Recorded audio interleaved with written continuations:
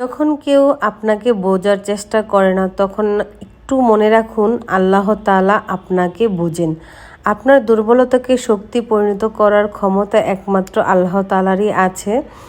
তাই সব সময় আল্লাহ তাআলারই প্রার্থনা করুন, ইনশাল্লাহ আল্লাহ তাআলা আপনার সহায় হবে। হ্যালো, আসসালামু আলাইকুম। কেমন আছেন আপনারা সবাই? আশা করি যে যেখানে আছেন ভালো আছেন, সুস্থ আছেন। আপনাদের সবাইকে স্বাগতম জানাই আমার নতুন আরেকটি ভিডিও দেখার জন্য। আশা করি আমার এই ভিডিওটা আপনাদের ভালো লাগবে। এটা ছিল 5ই ডিসেম্বর, রোজ বৃহস্পতিবার সন্ধ্যার দিকে আমরা আসলে মেলায় আসছিলাম। সাজিদ বলল যে ও মেলায় যাবে, পরে ওকে নিয়ে আসছি। আর এখন বায়না ধরতেছে যে ওরা নৌকায় উঠবে। পরে সুরাইয়া আর সাজিদ নৌকায় উঠে ওরা পরে অনেকক্ষণ ঝুল খাইছে। তো সাজিদ এটা অনেক পছন্দ করে, নৌকায় ওঠা, চরকায় ওঠা। আর মেলা আসলেও এটা করে প্রায় সময়। তো এখানে আমরা একটা খেলনার দোকানে চলে আসলাম মাহাদির জন্য কিছু খেলনা দেখার জন্য। পরে একটা কিউট থেকে আমরা আর কি এই খেলনাটা নিয়ে নিয়েছি। এই খেলনাটা আমাদের কাছে অনেক কিউট লাগছে, তো পরে নিয়ে নিয়েছি এই খেলনা। আর ও যেহেতু ওর বয়স মাত্র 6 মাস, ও তেমন করে খেলনা দিয়ে খেলতে পারে না। তারপরও চেষ্টা করি, আমার কাছে ভালো লাগে মাহাদির জন্য টুকিটাকি খেলনা কিনতে। আর বাচ্চাদের খেলনা, তারপর জামা কাপড় সব কিছু অনেক কিউট থাকে, দেখলি মন চায় যে সব কিছুই নিয়ে নিই। তো এখানে অনেক কটা খেলনার দোকান ছিল, তারপরে কয়েকটা কসমেটিকের দোকান ছিল। তো আমরা তেমন কোনো কিছুই কিনি নেই, শুধু 4টা হিজাব পিন কিনে নিচ্ছি। তো আমি আর সাদিয়া ঘুরে ঘুরে দেখতেছিলাম, অনেক কয়টা কসমেটিকের দোকান ছিল। এদিকে যে ছোট ছোট ব্যাগগুলো ছিল, তারপরে এইদিকে অনেক কসমেটিকের দোকান ছিল। তারপরে এখানে ছিল যে নারিকেলের লাড়ু, তারপর এখানে অনেক ধরনের মিষ্টির আইটেমগুলো ছিল, তারপর গজা, আর অনেক কিছু ছিল। পরে এখন আমরা বাসায় চলে আসছি। আর এই যে আমরা 4টা আর কি হিজাব সেফটি পিন কিনে নিয়েছি। আর এই যে কিউট খেলনাটা আমরা মাহাদির জন্য কিনে নিচ্ছি। এটা হয়েছে তার পরের দিন 6ই ডিসেম্বর, রোজ শুক্রবার বিকাল দিকে। তো এখন আমরা একটা রেস্টুরেন্টে আসছি। আর এই রেস্টুরেন্টটা হয়েছে ধনিয়া কলেজের পিছনে যে বিল্ডিংটা আছে ওইটার 11 তলায়। তো এখানে আসলে আসার অনেক দিন ধরে আর কি চিন্তা ভাবনা ছিল, কিন্তু আসার হয় নাই। আমার আমার ছোট বোন ওদিনকে বললো যে আপু সময় করে নিও, আমরা এই রেস্টুরেন্টে যাব খাওয়া দাওয়া করতে, আর দেখবো এখানকার খাবার দাবার আসলে কীরকম টেস্ট।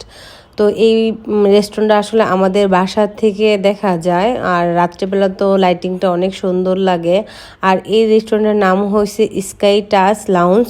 আর এই রেস্টুরেন্টের পরিবেশটা অনেক সুন্দর ছিল, যেহেতু 11 তলার উপরে। তো এখানে আসলে অনেক সুন্দর করে সাজাইছে, আমার কাছে খুব ভালো লাগছে।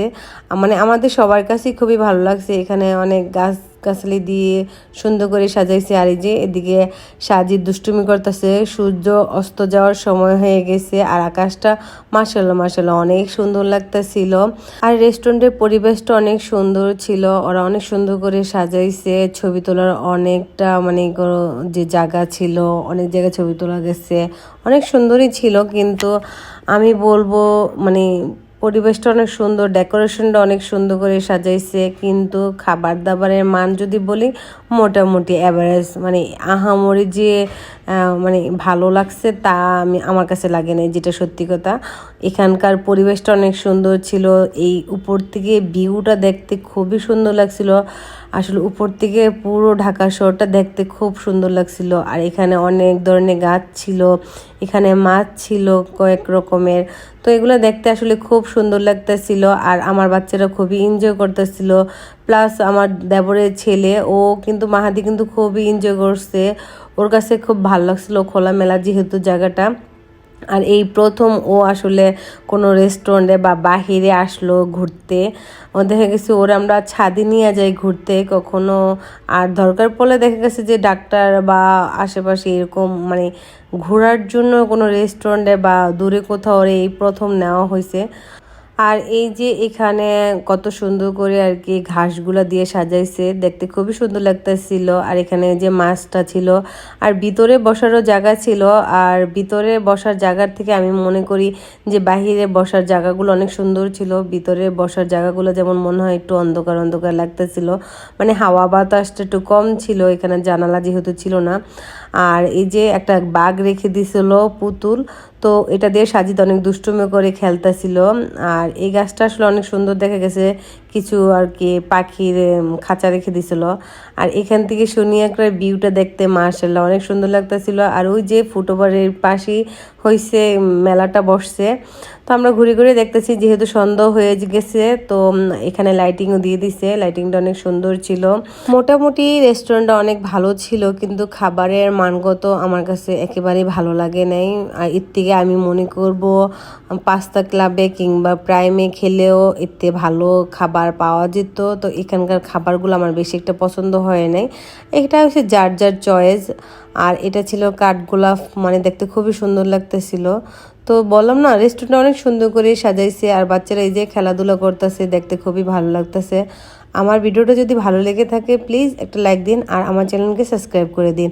পাশে থাকে বেল আইকনটি ক্লিক করে দিন, যখন আমি নতুন ভিডিও আপলোড দেবো সাথে সাথে আপনাদের কাছে নোটিফিকেশন চলে যাবে, আর আমার ভিডিওটা আপনারা দেখতে পারবেন।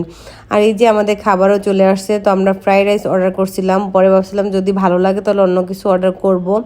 পরে আমাদের কাছে মোটামুটি তেমন ভালো লাগে নাই। আমরা খাওয়া দাওয়া করে শেষ করার পর আমরা এখান থেকে চলে গেছিলাম, পরে বর্ণমালার সামনে ওদিকে গিয়ে আমরা ফুচকা খাইছিলাম। আর ওই ফুচকাটা আমার ছোট মেয়ে আমাদেরকে খাওয়াইছে। আর এই রেস্টুরেন্টের খাবারটা আমার দেবরের পক্ষ থেকে, মানে আমার জালের পক্ষ থেকে খাওয়ানো হয়েছে।